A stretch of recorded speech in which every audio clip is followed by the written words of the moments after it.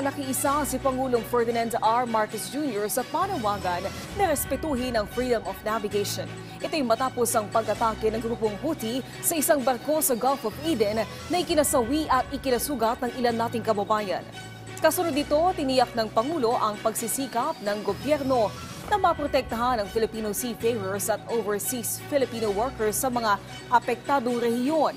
Samantala, nagpaabot din ng pakikiramay si President Marcos Jr. sa mga naulila ng dalawang Pilipinong seafarers na nasawi sa pag-atake. Pagtitiyak ng punong ehekutibo na ginagawa ang lahat para maiuwi ang kanilang mga labi sa bansa. Inaasikaso na rin niya ang pag-uwi ng 13 pang Pilipinong seafarers na nakaligtas at nananatili ngayon sa Djibouti. Ayon kay Pangulong Marcos Jr., inatasan na niya ang DFA, DMW, OWA, DOH at kahit ang DSWD para ibigay ang mga kinakailangang tulong sa ating mga kababayan at kanilang mga pamilya.